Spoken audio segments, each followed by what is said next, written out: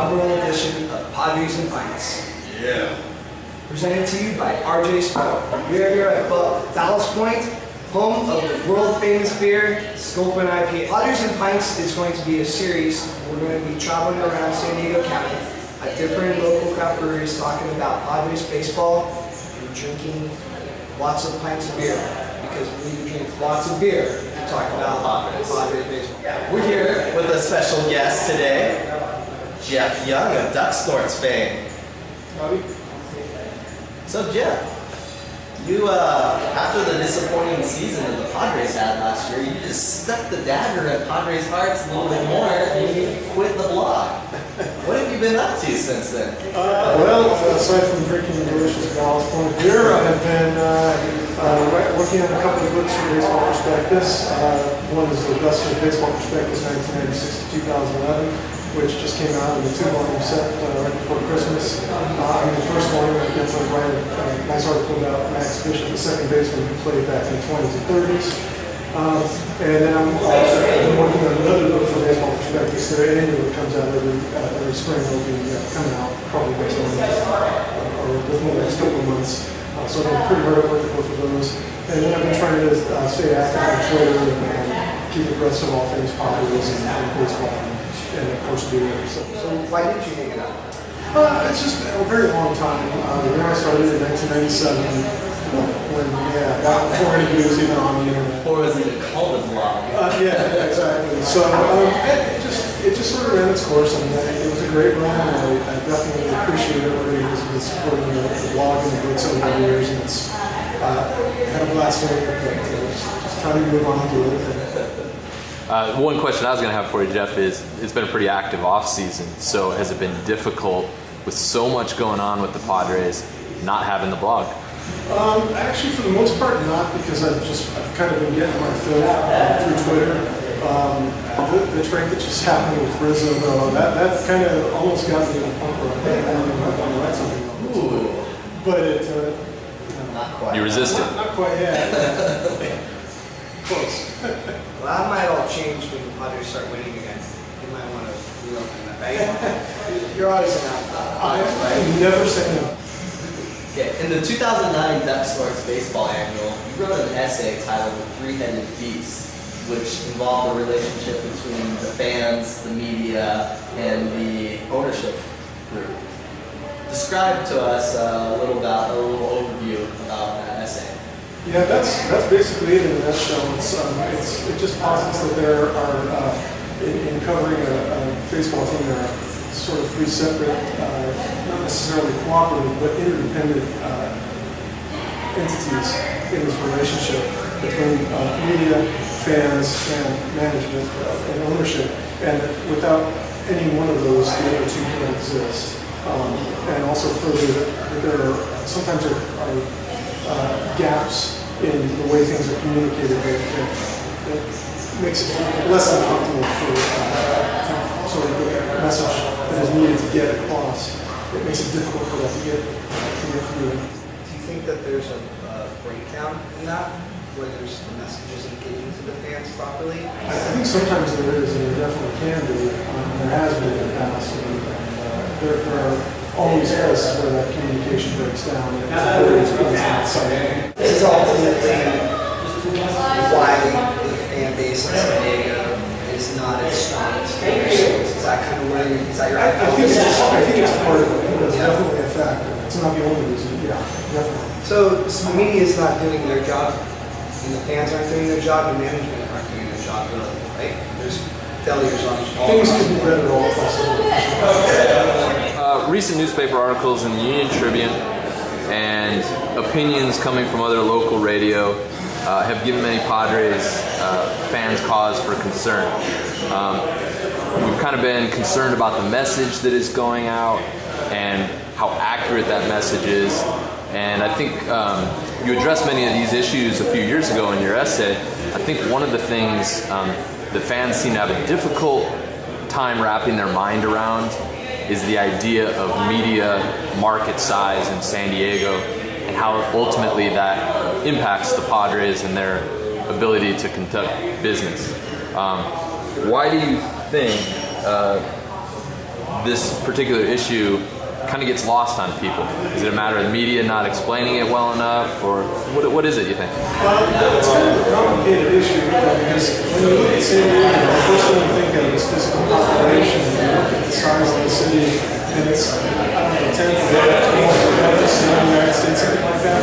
But when you go outside, when you think of the market size, you're not just talking about physical population, you're talking about media markets, TV, radio, kind of coverage that you're getting, right, the dinero, exactly. So, and you look at television, for example, from 2010 Nielsen ratings, San Diego media market is 28 in the United States, which is much stronger than I expect, given the population of the city. And part of that comes from the fact that, geographically, we're stuck in very, very southwest corner of the country, bounded by the largest body of water on the planet to the west.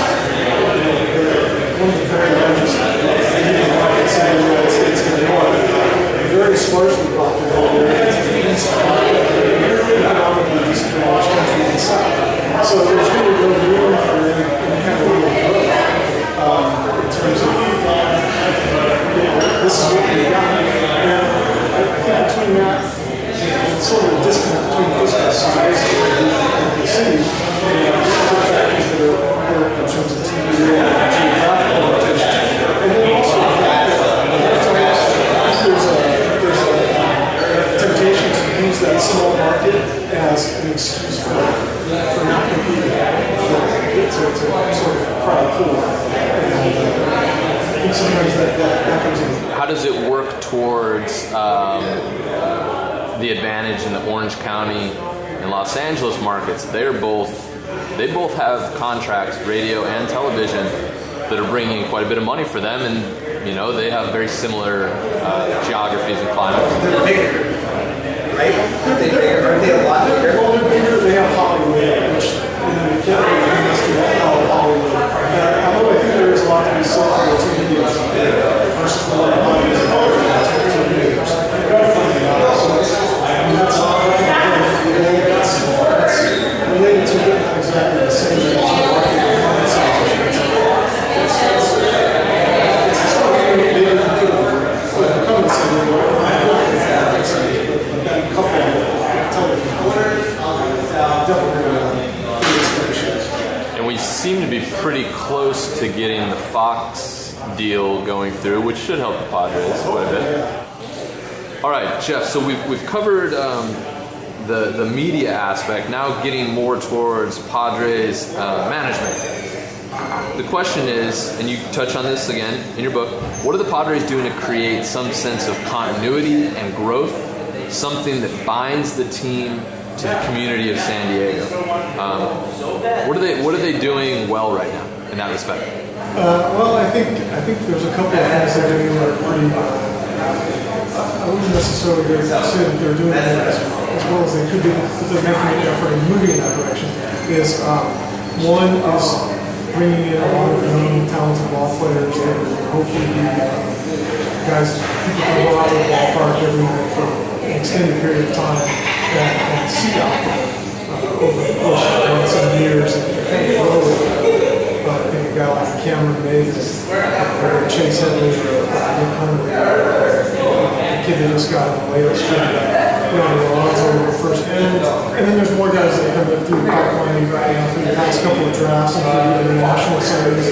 Some pretty high-profile guys that picked up in the Dominican Republic and elsewhere. And of course, a couple of high-profile trades, the Mike Adams trade, later, in various different parts.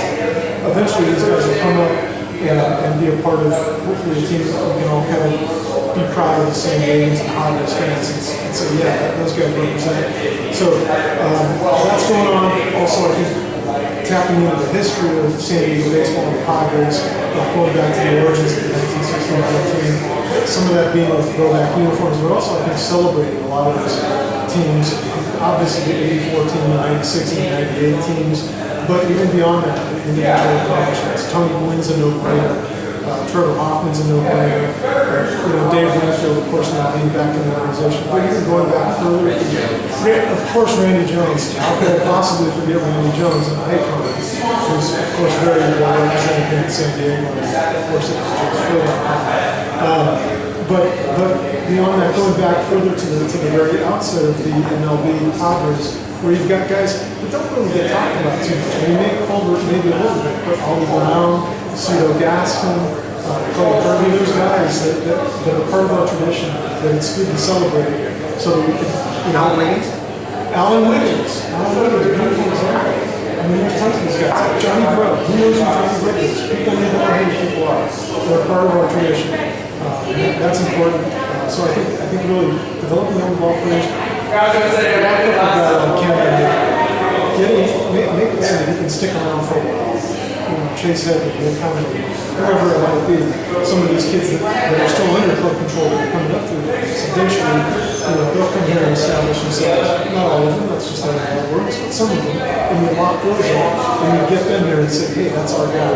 Hey, that's our guy. We're not going to trade him for like 5 years. So you trade him off. Yeah, for sure. We got that window instead of just constant turnover. Up there goes Pinky, up there goes Avery, up there goes he, up there goes Layers.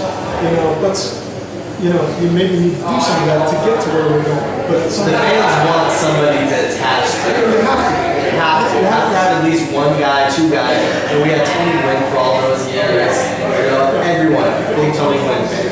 It's like now it's just like, well, who do you attach yourself to? As a fan, you want to attach yourself to somebody. You root for them. And you know, when we were talking about before, when we were saying about the market size, that's where that comes into play, because if we've got a limited amount of resources that we can allocate toward these players, if they're great players, they're going to command top dollar on the market. If you can't compete with that, you know, that's why you want to lock these guys up on the game before they command that top dollar. I mean, these controllers are a little bit more. Who's that guy for 2012? I think it's Maybe. Cameron Maybe. I think Cameron Maybe. Yeah. Jeff, when you wrote the 2009 annual, one of the things you commented on was management and the message that they were trying to convey to fans and how it was a little bit flawed. And going back to that period of time, that was the Alderson regime. And I think most of us remember hearing Sandy Alderson on the radio with Darren Smith and button heads and fans calling in and not being happy. So we can agree that the message was flawed, and you gave some advice to, you know, how you could improve the message.